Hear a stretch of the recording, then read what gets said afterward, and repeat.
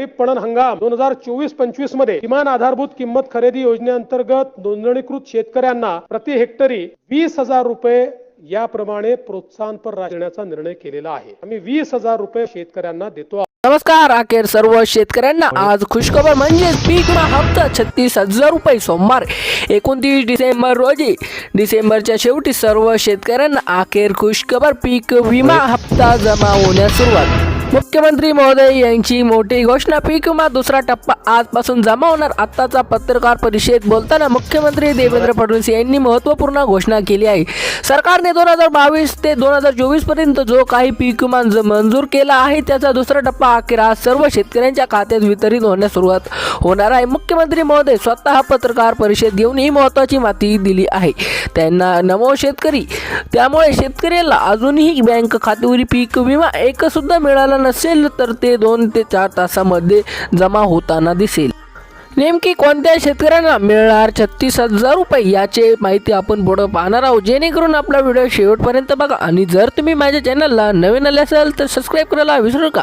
मुख्यमंत्र्यांच्या आदेशानंतर अखेर पीक विमा वाटपाला आज 2 ते 4 तासामध्ये मुहूर्त लागल्याने पाहायला मिळत आहे। त्यानंतर पीक विमा म्हणजेच मूग धूग पिकाचा जर तुम्ही पीक विमा 2022-23-24 मध्ये कधीही पण नोंदवला असेल तर तुमच्या खात्यावरी आता डायरेक्ट 38,000 रुपये तुम्हाला 3 वर्षात एकत्र पीक विमा मुख्यमंत्री साहेबांकडून आदेश देण्यात आला आहे।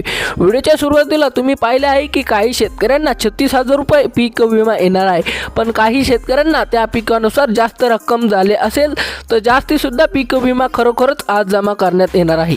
पुढचे पीक म्हणजे उडीद पीक जर तुम्ही 2022-23-24 मध्ये नुकसान झाले असेल आणि पीक विमा नोंदवला असेल तर तुमच्या खात्यावरी बँक खात्यात 25,000 रुपये हेक्टरी 3 वर्ष मिळून पीक विमा जमा करण्यात येणार आहे।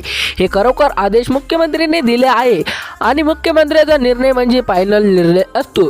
त्यामुळे शेतकरी मित्रांनो, पीक विमा वाटप बघत असाल तर साठी आनंदाची बातमी आहे शेतकऱ्यांसाठी। व तसेच कोणत्या शेतकऱ्यांना 36,000 रुपये एक्स्ट्रा मिळणार ते आपण पुढे बघणार आहोत, जेणेकरून आपला व्हिडिओ शेवटपर्यंत बघा।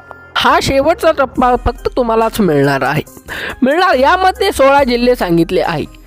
पुढचे पीक म्हणजे तूर पिकाचे 2022-23 मध्ये नुकसान झाले शेतकऱ्यांना पीक विमा भरला त्यांच्या खात्यावर हेक्टरी 47,000 रुपये 3 वर्षाला रखडले पीक विमा मंजूर झाला आहे, त्याची मंजुरी आता मिळाली आहे। त्यामुळे आज ज्या शेतकऱ्यांना तूर पिकाचे नुकसान झाले आहे त्यांना सुद्धा पीक विमा मंजूर येत आहे।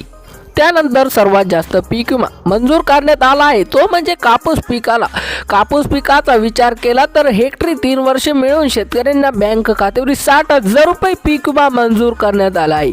त्यामुळे शेतकऱ्यांना मोठा फायदा होणार आहे, कारण 3 वर्षाचा पीक विमा मिळणार आहे। सर्वात जास्त पीक विमा शेतकऱ्यांच्या बँक खात्यावर जमा करण्याचा आदेश देण्यात आला आहे। परंतु कोणत्या 16 जिल्ह्यांमध्ये हा पीक विमा जमा करण्यात येत आहे, तुमचा जिल्हा यादीत आहे का हे तुम्ही आता लक्ष घेऊन द्यायचे बघायचे आहे। 16 जिल्ह्यांची यादी सरकारच्या माध्यमातून आली आहे। तुमच्या जिल्ह्यांचे नाव यादीत आहे का? जर तुम्हाला सुद्धा आज 2 ते 4 तासामध्ये तुमच्या बँक खात्यावर हा पीक विमा जमा करण्यात येत आहे। सरकारच्या माध्यमातून सांगण्यात आले आहे की काही तांत्रिक अडचणीमुळे पीक विमा रखडले होते, परंतु शेतकऱ्यांना हा खात्यामध्ये पीक विमा देण्याचा ऑर्डर मुख्यमंत्री साहेबांनी दिलेला आहे। आता पीक विमा जमा करण्यात येत आहे।